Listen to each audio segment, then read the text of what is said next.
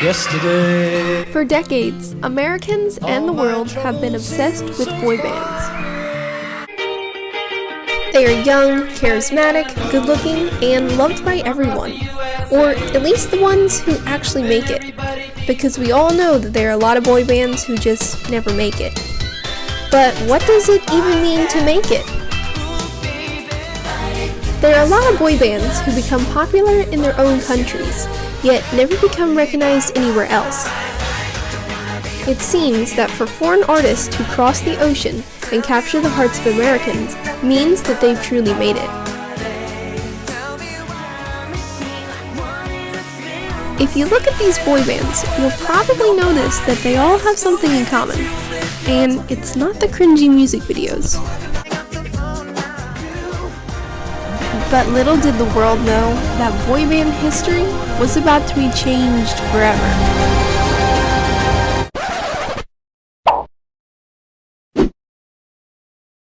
We are now going to progress to some steps which are a bit more difficult. Ready, set, and begin. It all started in 2012, when 7 unsuspecting Korean boys with big dreams signed a contract with Seoul, South Korea's Big Hit Entertainment. In the following year, after hours of hard work and possibly a little bit of plastic surgery, they finally debuted with their first album.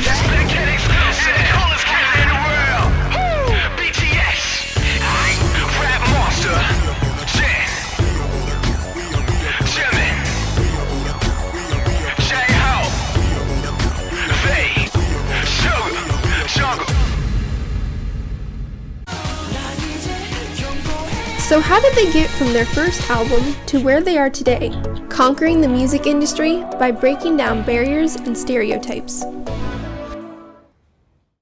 From the beginning, Big Hit Entertainment faced a challenge. They weren't a giant industry and therefore lacked the connections and extensive budget, so they turned to social media with hopes to familiarize the faces of BTS. They shared their lives through vlogs posted to YouTube and often held live streams on Korean streaming platforms such as VLive. They were also one of the first K-pop groups to have a Twitter account. Many experts believe that their exposure on social media was a major factor that contributed to their success. This approach is an easy way for BTS to connect with and grow their fan base throughout the world, while presenting a likable, down-to-earth image that fans can admire.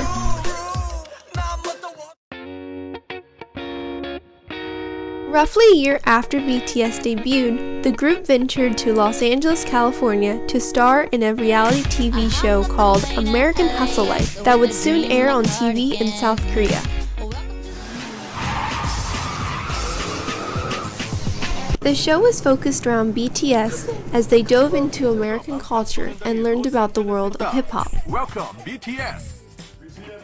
During their 2-week stay, they lived in an apartment along with 3 hip-hop artists, who mentored them throughout their time in LA. Every day, the group had to complete various tasks known as missions. For their last and most important mission, they had to put on a concert. BTS, make the best of the best hip-hop performance. Has ever performed in America? No. Because BTS was still not widely known, the concert was free and the venue could hold up to 200 attendees. A few of the members even went out and advertised for the concert themselves. What kind of music? Dance. Nope. Oh. Please come to our concert. Please come to our concert. Do you know K-pop? Group name BTS, 7 members. Please come to our concert. And finally, their concert was held on July 13, 2014.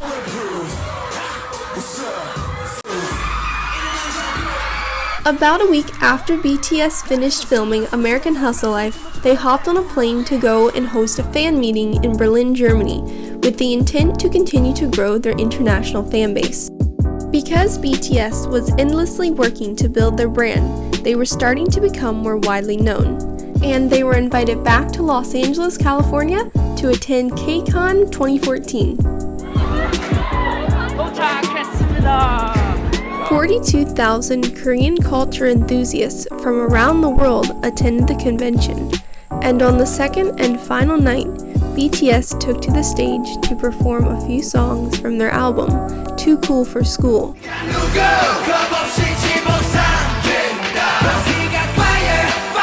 After leaving a positive impression at the convention, BTS moves into 2015 with the release of their third EP, The Most Beautiful Moment in Life, Part 1.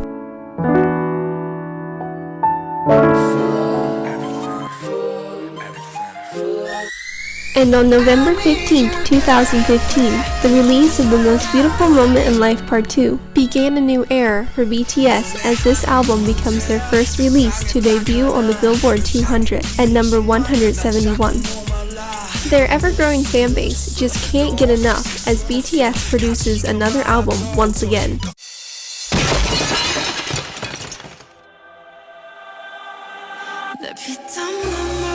Wings was released on October 10, 2016, and would soon be their most successful album up to that point, landing at number 26 on the Billboard 200.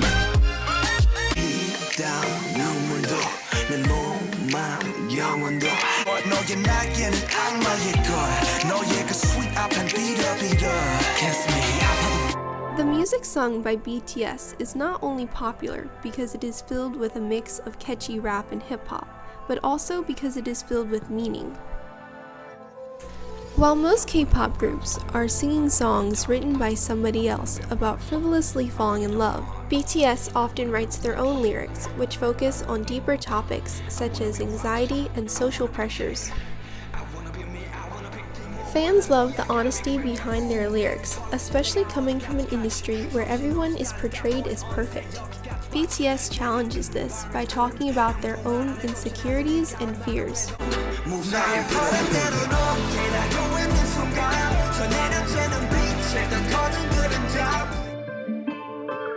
But of course, BTS does not only focus on the low parts of life. They spark joy and bring hope to millions of fans all throughout the world.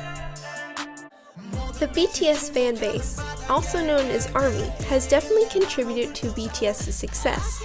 ARMY is made up of millions of girls who just can't get enough of their favorite member. Of course, ARMY loves BTS, but they also love being a part of a network of people who share the same interests. In psychology terms, this is called tribalism, or in other words, membership to a group. When we are a part of a group and genuinely love our existence therein, it's all thanks to a hormone called oxytocin. BTS has definitely been able to use this to their advantage, and they even designed a specific logo for ARMY.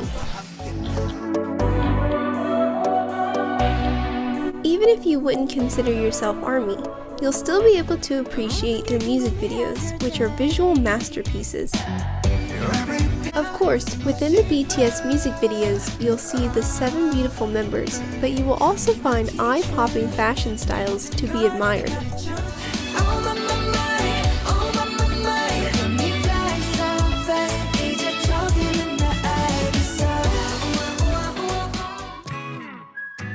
So as we seek to discover the recipe which has gotten BTS to where they are today, perhaps we should consider that it wasn't a perfect recipe at all. Perhaps it was the members themselves, with their genuine personalities which the world just couldn't help but fall in love with.